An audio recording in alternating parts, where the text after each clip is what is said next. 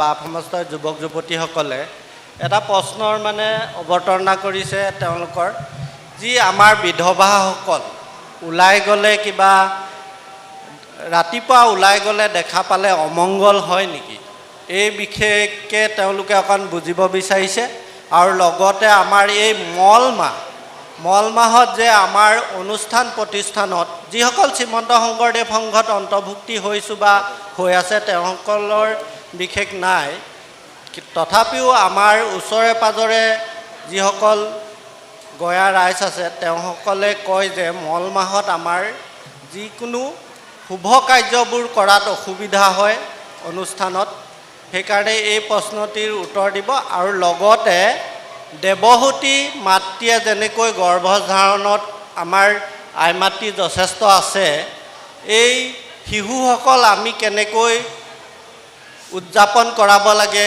সেই বিষয়ে অলপ ক'বলৈ মই অনুৰোধ জনাইছোঁ কৃষ্ণ এইবিলাক কথা আচলতে লোকাৱৰ্তী শাস্ত্ৰ বুলি কোৱা হয় এই লোকাৱৰ্তী শাস্ত্ৰতহে এইবিলাক থাকে যিটো ইতিমধ্যে খণ্ড আৰু অমৰ্ক নামৰ শুক্ৰাচাৰ্যৰ দুজন পুত্ৰই শিকাই থকা শাস্ত্ৰৰ কথা কোৱা হৈছে যে প্ৰহ্লাদক পঢ়াৱন্ত শাস্ত্ৰ বামানয় এই বামানয় শাস্ত্ৰবিলাকতহে এইবিলাক থাকে জীৱৰ কোনো পুংলিংগ স্ত্ৰীলিংগ নাই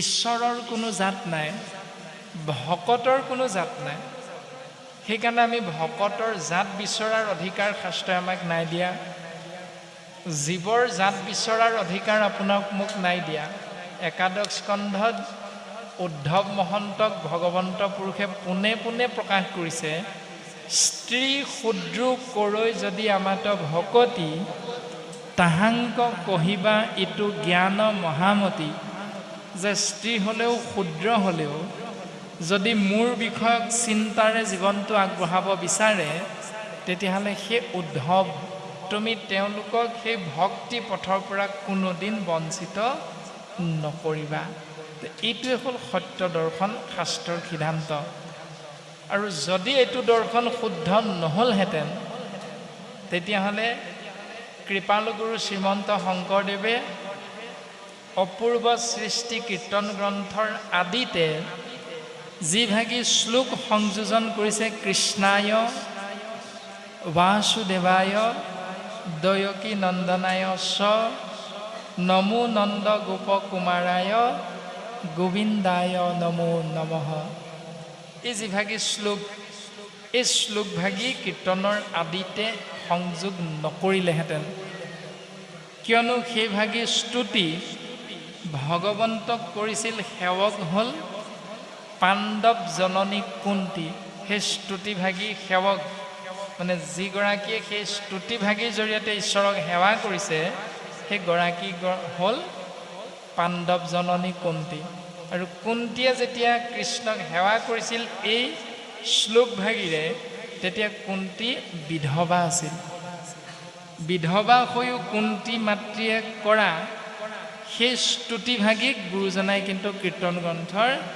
আৰম্ভণিতে সংযোজন কৰিছে যিভাগ শ্লোক আশ্ৰয় কৰিহে বাপ আই সমস্ত কীৰ্তন পাঠৰ বাবে আমি আগবাঢ়োঁ ইমান সুন্দৰ দৰ্শন গুৰুজনাই দি থৈ গৈছে তাৰ পাছতো যদি আমি বাকী চিন্তাবিলাকৰ মাজতে সোমাই থাকোঁ তেতিয়াহ'লে ভাগৱত শুনাৰ পৰা শাস্ত্ৰই আমাক কৈছে আহিল কণা গ'ল কণা সাগৰী কাটিলত 3 কণা এই 3 কণাৰ মাজতে থাকিব লাগিব আৰু বাকী যি মল মাহৰ কথা কৈছে এইটো কোনো জ্যোতিষীৰ মতেহে এইবিলাক হৈ থাকে এইবিলাক ভগৱন্তক চিন্তা কৰা এজন ভকতৰ বাবে এইবিলাক কৰ্ম নহয়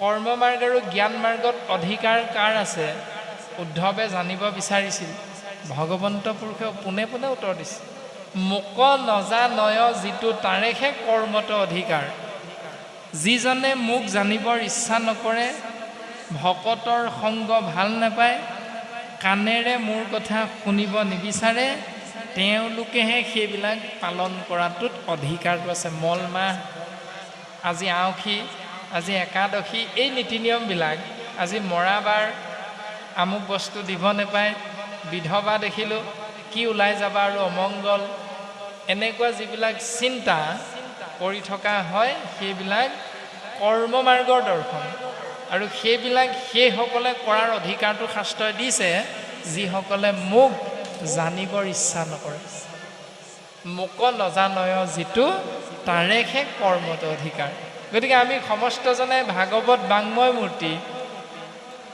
স্বয়ং কৃষ্ণস্তু ভগৱান টেকেলা গাঁও প্ৰাথমিক পীতাম্বৰ প্ৰাথমিক আৰু নেঘেৰিটিং টেকেলা গাঁও সমূহ ৰাইজে আমি যেতিয়া ঈশ্বৰক জানিবৰ ইচ্ছা কৰিছোঁ কালিলৈ পৰা আপুনি আমি এইবিলাক কৰ্ম এৰিব লাগিব কাৰণ এইবিলাক কৰ্মত আমাৰ কোনো লাভ নহয় লাভ হ'ব কেৱল ঈশ্বৰৰ নামত গতিকে আমি সকলোৱে যেতিয়া ঈশ্বৰৰ নাম আশ্ৰয় কৰি জীৱন আগবঢ়াম বুলি চিন্তা কৰিলোঁ তেতিয়াহ'লে আমাৰ কৰ্মমাৰ্গ আৰু জ্ঞান মাৰ্গৰ কোনো প্ৰয়োজনীয়তা নাই কেৱল ঈশ্বৰমুখী চিন্তাৰ দ্বাৰাই জীৱৰ সমস্ত মংগল সাধন হয় এই বিষয়টোহে শাস্ত্ৰই আমাক বাৰে বাৰে উপদেশ ৰূপত প্ৰদান কৰি আছে প্ৰহ্লাদে লগৰীয়া শিশুসকলক এই কথাটোও কৈছিল ও মনু ঈশ্বৰ আয়ুষত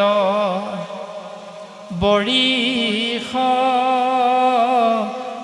সংখ্যাত অৰ্ধেক বিফলে যায় জানিবা নিদ্ৰাত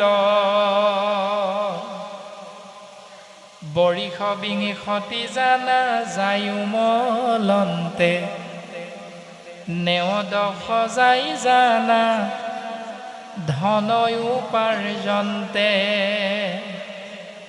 সৰ্বশেষে বৃদ্ধ কাল বৰিষ বিংশতি একো কাৰ্য সাধিবে ক নাহিকে শকতি অহেন জানি শিশু হব এৰা আন কাম ধৰিও কুমাৰ কালে ভাগৱত ধৰ্ম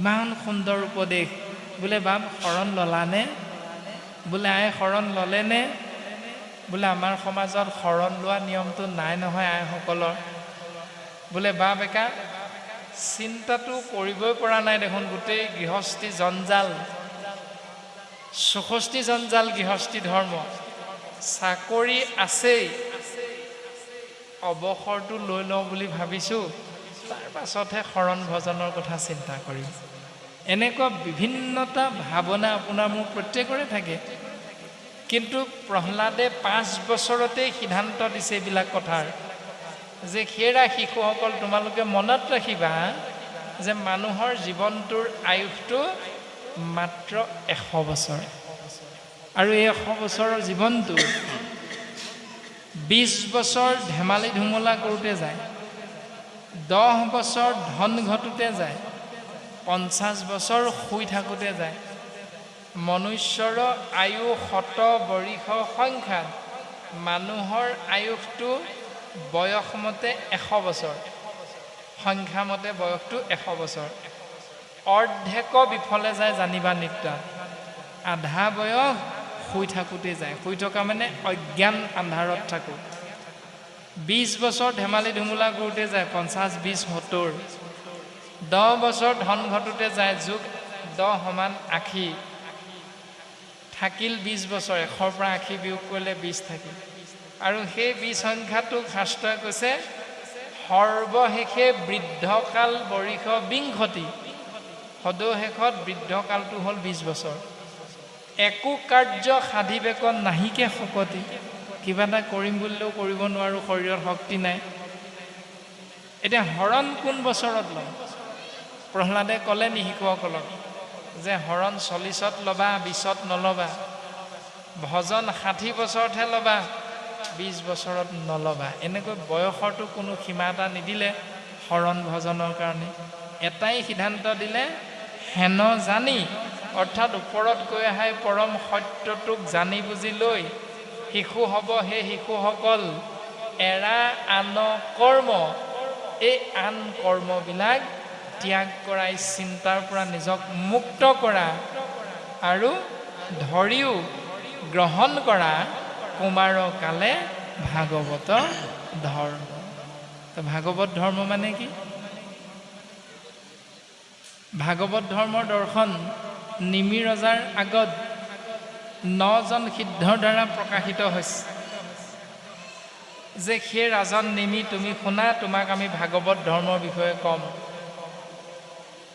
পৰম ভকতে যাক নিতে কৰে ৰতি, সেহি ভাগৱত ধৰ্ম জানিবা নৃপতি। এজন পৰম ভকতে যিটো নিয়ম পালন কৰে তাৰ নামেই হ'ল ভাগৱত ধৰ্ম। আপোনালোকৰ এই নামঘৰৰ অৰ্থাৎ গুৰুগৃহৰ পৰিচালনাৰ বাবে এজন নামঘৰীয়া আছেনে? নামঘৰীয়া এজন, সেই নামঘৰীয়া বাপজনে ৰাতিপুৱাও চাকি জ্বলাব, নাম ল'ব, নামঘৰ সাৰিব, নামঘৰ মুচিব, চাফ চিকুণ কৰিব, চাকি বন্তি জ্বলাব, নাম ল'ব। আকৌ সন্ধিয়া সময়ত পুনৰ নামঘৰ সৰা মোচা কৰিব, চাকি বন্তি জ্বলাব, দবা কোব মাৰিব, শংখ ঘণ্টা বজাব আৰু ভগৱন্তৰ নাম আশ্ৰয় কৰিব। সেই নিয়মটোকে আমি বাস্তৱত চিন্তা কৰিব পাৰোঁ। পৰম ভকতে নিতে কৰে যাক ৰতি, সেহি ভাগৱত ধৰ্ম জানিবা নৃপতি। এতিয়া শিশুকালৰ পৰাই ঈশ্বৰমুখী চিন্তাৰে জীৱনটো আগবঢ়াবৰ বাবে পিতৃ আৰু মাতৃ এটা আমি পৰিৱেশ দিব লাগিব। এইটো হ'ল ভাগৱত ধৰ্মৰ দৰ্শন। আপুনি আচৰি ধৰ্ম আনকো শিকাই, সেহি ভাগৱত ধৰ্ম জানা নিমিৰাই। অৰ্থাৎ উপদেশতকৈ আৰ্হি ভাল। প্ৰথম নিজে পালন কৰা, তাৰপিছত আনক শিকাবলৈ যাবা। এইটো হ'ল ভাগৱত ধৰ্ম। সেই নিমিৰাজন তুমি মনত ৰাখিবা। তাৰপিছত কৈছে জল পুষ্প ফল মূল খাদ্য দ্ৰব্য যত, অন্ন আদি কৰি সবে অৰ্পিব কৃষ্ণত। অতেবে গৃহ ধৰ্মে হিংসা দুখে ন পাৱয়, কৃষ্ণে একনিষ্ঠ হুয়া মুকুতি সাধয়। এইটো হ'ল ভাগৱত ধৰ্ম।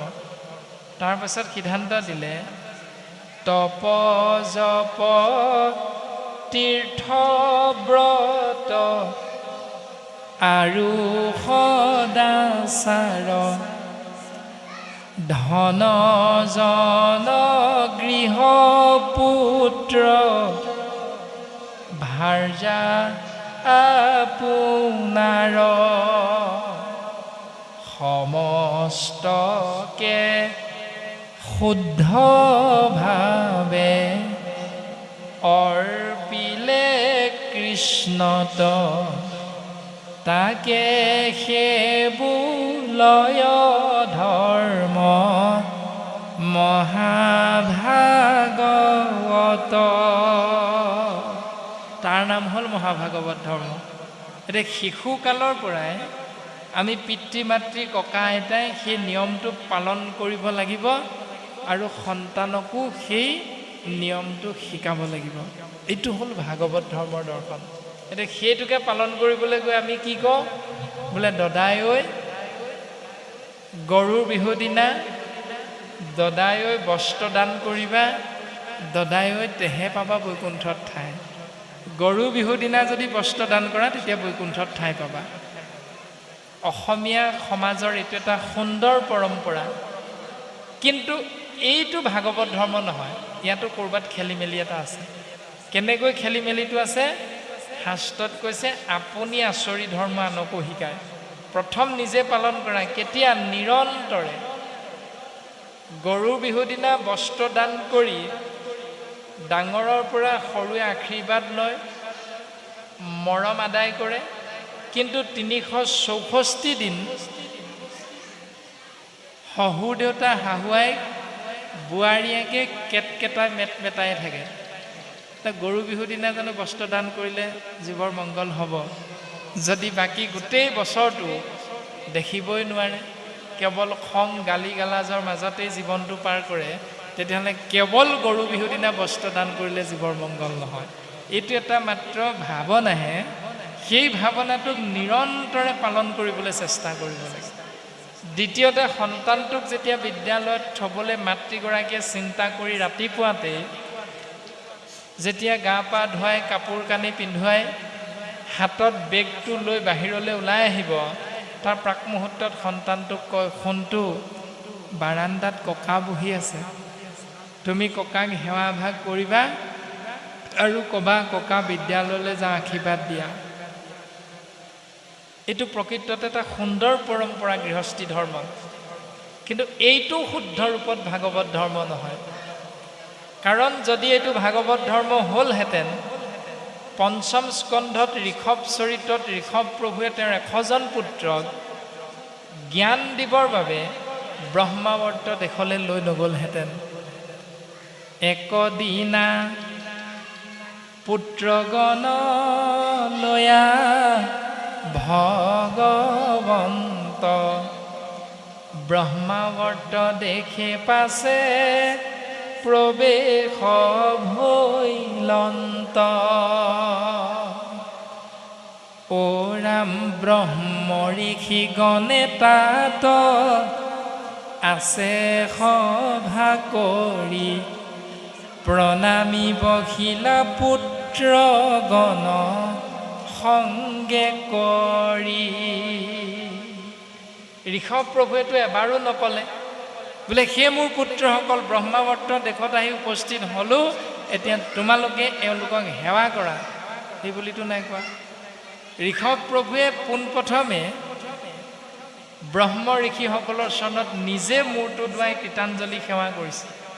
আৰু ১০০জন পুত্ৰই সেই দৃশ্যটো দেখি আছে, দেউতাকৰ আচৰণটো দেখিছে, দেখি চিন্তা কৰিছে গৃহত পিতৃদেৱো হ'ব, আমি ইমান দিনে পিতৃক ঈশ্বৰ বুলি ভাবি আছিলোঁ, কিন্তু আজি দেখোন দেখিছোঁ ঈশ্বৰ পিতৃয়ে এওঁলোকক সেৱা কৰিছে।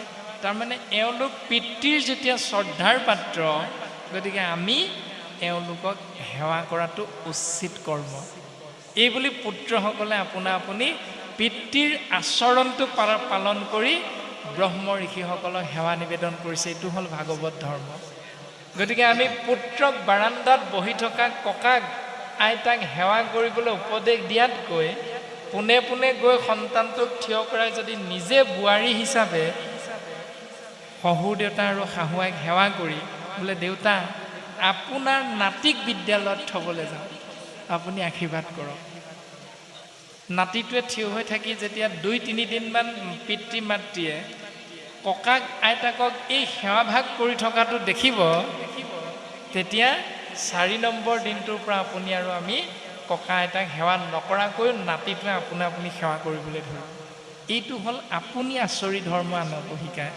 ভাগৱত ধৰ্মৰ দৰ্শন ভাগৱতে আমাক সুন্দৰভাৱে দিছে। কিন্তু আপুনি আমি ভাগৱত শুনিছোঁ, ভাগৱত পঢ়িছোঁ, কিন্তু তাৰ নিয়ম হয়তো পালন কৰিবলৈ আমি য'ত পৰোনাস্তি চেষ্টা নকৰোঁ। কিন্তু আপোনাসৱে কৰে, আমি আকৌ আপোনাসৱক নাই কোৱা যে নকৰে বুলি। তো আমি চিন্তা কৰাটো কিন্তু অতীৱ প্ৰয়োজন।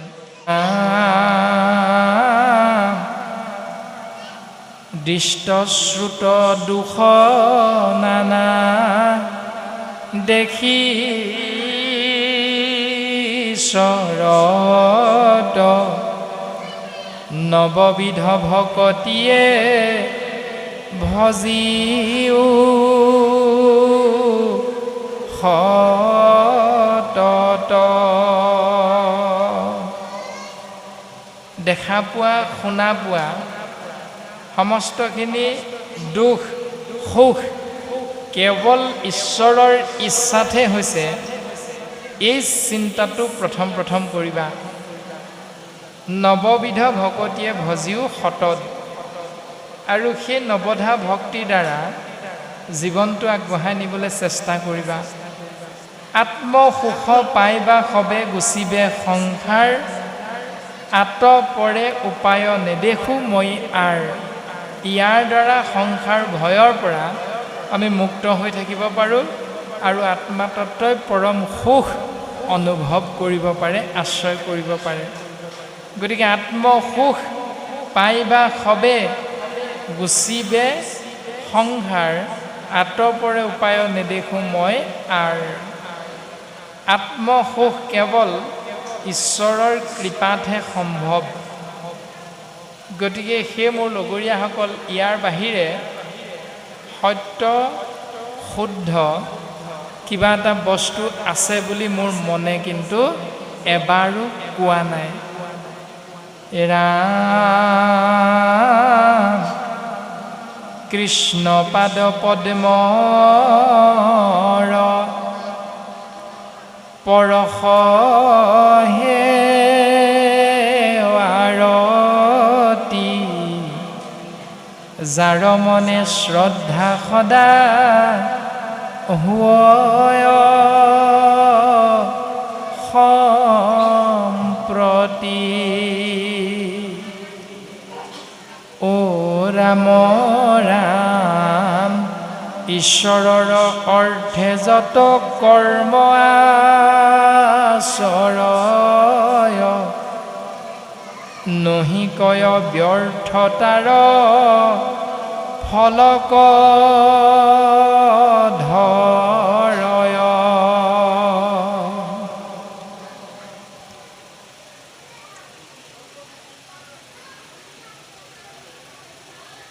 সুন্দৰভাৱে সিদ্ধান্ত দিলে। কৃষ্ণদেৱৰ চৰণ কমল সেৱা কৰাত ৰতি প্ৰীতি হ'ব লাগিব, আৰু এই ব্যৱস্থাটো যাৰ মনে শ্ৰদ্ধা সদা হয় সম্প্ৰতি। বৰ্তমান তোমালোকৰ মাজত যাৰ এই ব্যৱস্থাটো পালন কৰা হৈছে, ঈশ্বৰৰ অৰ্থে যত কৰ্ম আচৰয়, নহি কয় ব্যৰ্থ তাৰ ফলক ধৰয়। যদি এই ব্যৱস্থাটো পালন কৰা হৈছে তোমালোকৰ দ্বাৰা, তেতিয়াহ'লে তোমালোকৰ পৰম মংগল সাধন হ'ব।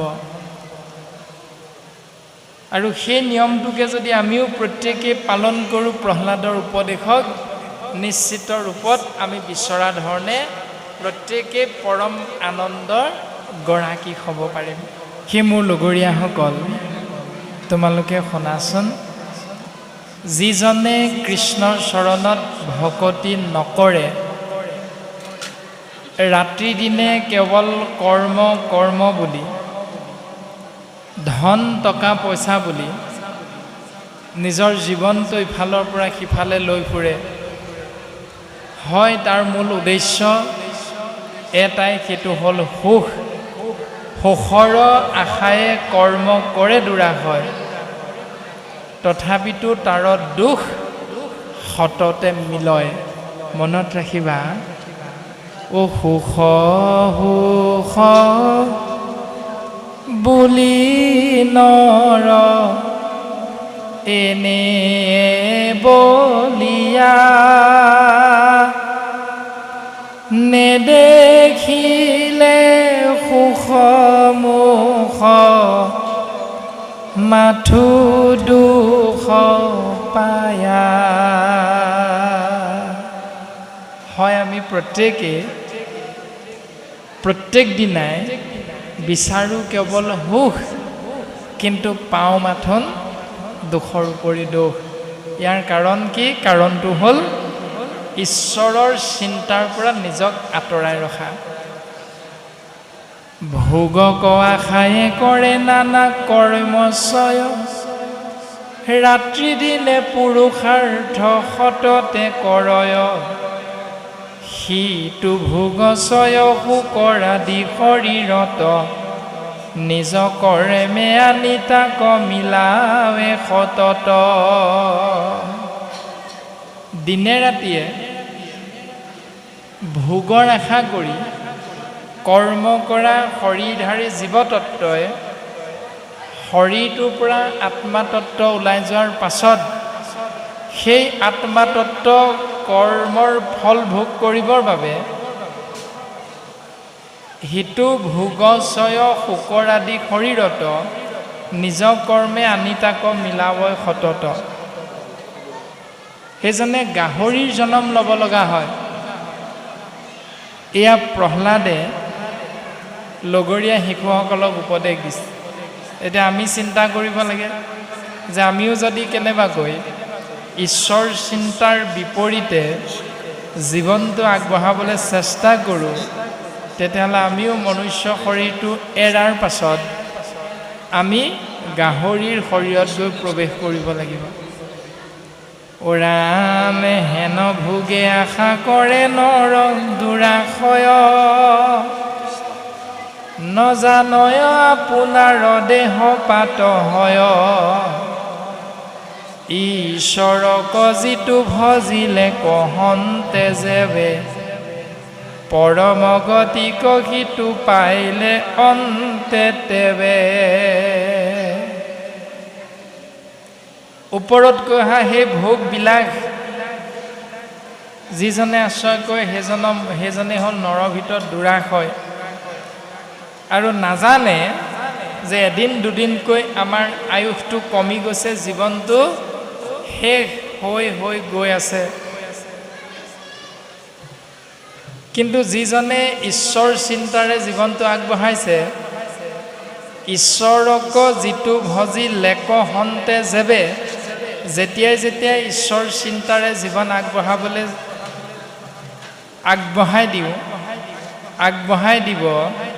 আগবঢ়াই দিয়া হৈছে, পৰম গতিক সিটো পাইলে অন্তে তেবে। তেতিয়াই সেই জীৱাত্মাই শেষ মুহূৰ্তত পৰম গতি লাভ কৰিব পাৰে। এতেকে সেই অধুগতি গৈল দুৰাশয়, মৰিলেও সিটো ঘূৰ নৰক ভুঞ্জয়। পুত্ৰ ভাৰ্যা গৃহ ধন আনু আছে যত, আতেখে নিশ্চয় মতি কৰ সতত। সেইকাৰণে সেই আত্মা অধুগতি হয়। কোনটো আত্মা? যিটোৱে ঈশ্বৰৰ চিন্তাৰ বিপৰীত চিন্তাৰে জীৱনটো আগবঢ়াই নিবলৈ চেষ্টা কৰোঁ।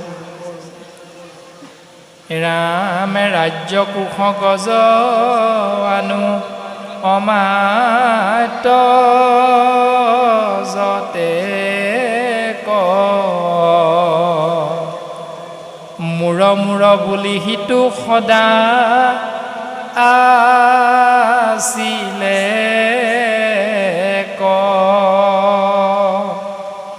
কিবা কাৰ্য সাধিবে কনে দেখো বিচাৰি, পুত্ৰ ভাৰ্যা দেহে নাই অধুগতি যাই।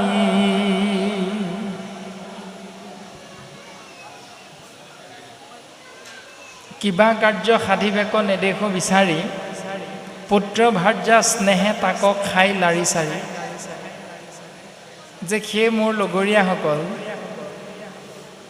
মোৰ বুলি যিজনে সদায় জীৱনটো আগবঢ়াই নিম, মোৰ ল'ৰা, মোৰ ছোৱালী, মোৰ ধন, মোৰ সম্পত্তি, মোৰ মাটি, মোৰ বাৰী, মোৰ গাড়ী আদি ভাৱনাযুক্ত হয় যিসকলে আমি জীৱনটো আগবঢ়াইছোঁ, পুত্ৰ ভাৰ্যা স্নেহে তাকে খাই লাৰি চাৰি। মৰিলেও সুখ নাই অধুগতি যায়, ঘূৰা ঘূৰ নৰকক ভুঞ্জয় সদায়।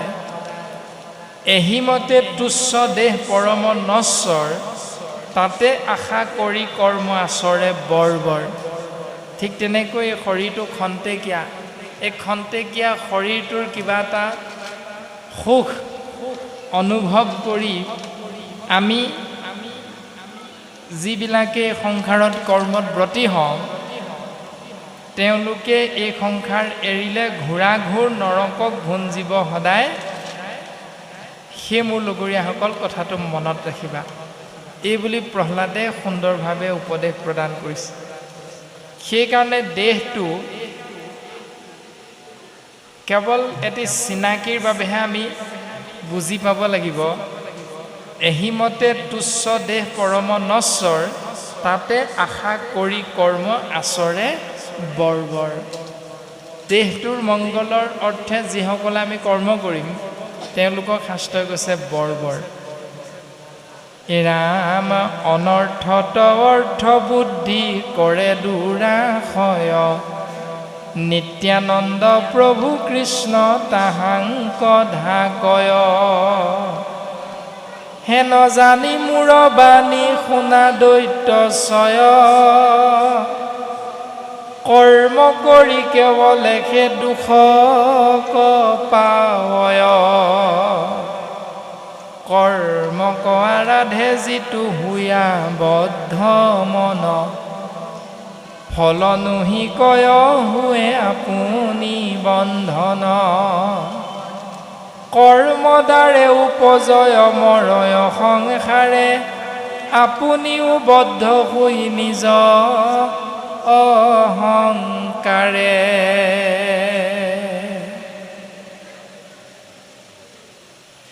অনৰ্থত অৰ্থ বুদ্ধি কৰে দুৰাশয়। বিনা কাৰণ এটাতে পইচা ঘটিব পাৰিম বুলি ভবাটো নিত্যানন্দ প্ৰভু কৃষ্ণ তাহাংক ধাকয়। নিত্য আনন্দৰ গৰাকী ঈশ্বৰ কৃষ্ণদেৱে তেওঁক লৈ যাবৰ বাবে বৰ বেছি সময়ৰ প্ৰয়োজন নহয়। হেন জানি মূৰ বাণী শুনা দৈত্য জাক, দৈত্যচয় কৰ্ম কৰি কেৱলেহে দুখক পাৱয়। যে সেই মোৰ লগৰীয়াসকল তোমালোকে শুনা, কৰ্মৰ দ্বাৰা জীৱই কেৱল দুখৰ উপৰি দুখে লাভ কৰিব পাৰে। গতিকে দুখ লাগে নে সুখ লাগে তাৰ পথ ইতিমধ্যে ভাগৱতৰ পদে আমাক প্ৰকাশ কৰিলে। ৰামে কৃষ্ণক আৰাধে যিটো হুয়া বদ্ধ মন, ফল নুহি কয় হুৱে আপুনি বন্ধন। কৰ্ম দ্বাৰে উপজয় মৰয় সংসাৰে, আপুনিও বদ্ধ হৈ নিজ অহংকাৰে।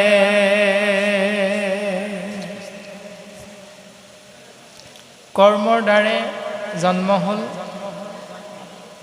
সংসাৰত জন্মগ্ৰহণ কৰিলোঁ, কিন্তু অহংকাৰৰ দ্বাৰা আমি সংসাৰ বন্ধনত লাহে লাহে বান্ধ খাই পৰিলোঁ।